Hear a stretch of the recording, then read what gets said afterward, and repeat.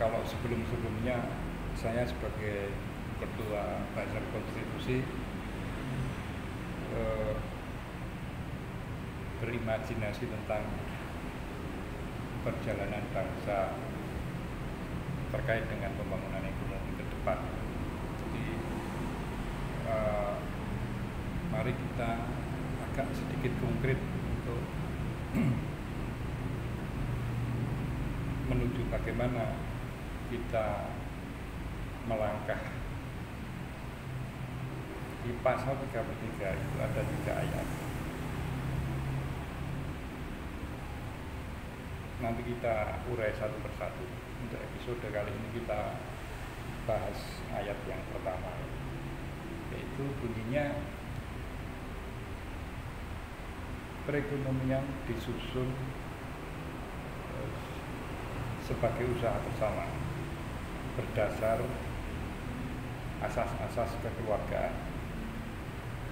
Jadi kalau bangun usaha yang sesuai dengan itu apa? Menurut para ahli, yang sesuai dengan ayat tersebut ya koperasi. Tapi mari kita lihat potret koperasi di Indonesia saat ini. Berdasarkan data dari Kementerian Koperasi, sumbangan koperasi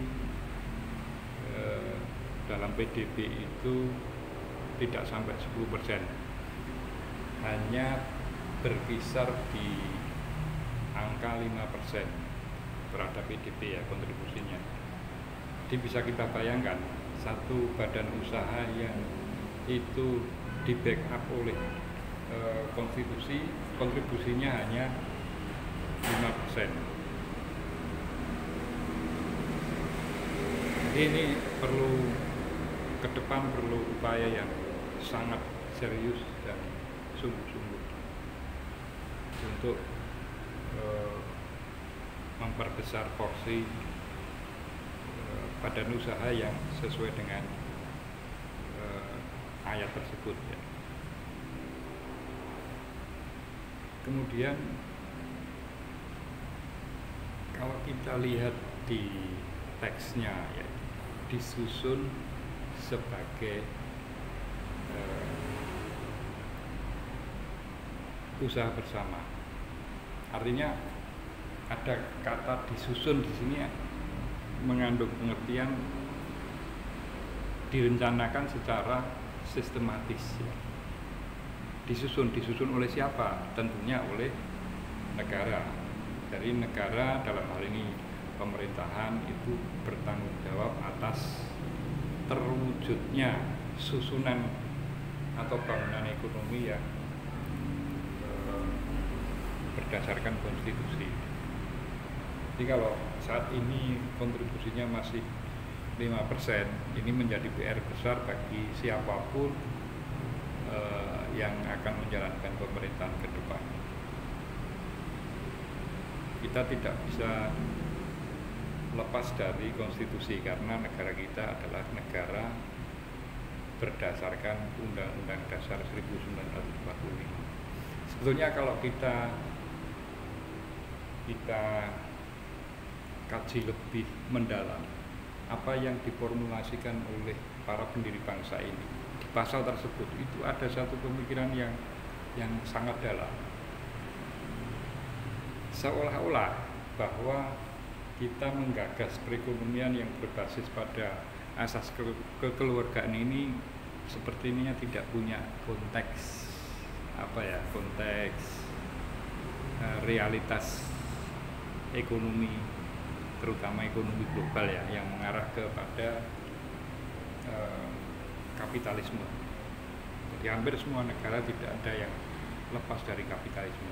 Nanti kapan-kapan kita akan bahas tentang makna dalam dari ayat 1 ini. Ayat 1 pasal 33 ini punya pemikiran yang sangat dalam. Artinya tidak hanya sebatas Indonesia, tapi dunia sebetulnya membutuhkan pemikiran semacam ini. Nanti kapan-kapan kita bahas. Tapi yang penting untuk urgensitas perjalanan ekonomi kita menuju Indonesia emas, maka kembali ke pasal 33 itu harga mati. Ini menurut Ketua Umum Buzzer Konstitusi. Kalau ada yang menyanggah, ya silakan. Artinya argumentasinya apa? Apakah kita harus menghilangkan konstitusi atau bagaimana? Jadi saya sebagai Ketua Umum Partai Buzzer Konstitusi tetap meyakini bahwa kita tidak bisa lepas dari konstitusi. Dan saya butuh dukungan semua ketua partai untuk mendenggungkan hal ini, karena kita jangan dilenakan oleh hiruk-pikuk kontestasi pemilu. Bahwa itu penting ya, tapi yang lebih esensi yang dibutuhkan bangsa ini justru pada kembalinya kita kepada cita-cita para pendiri bangsa. Salam konstitusi.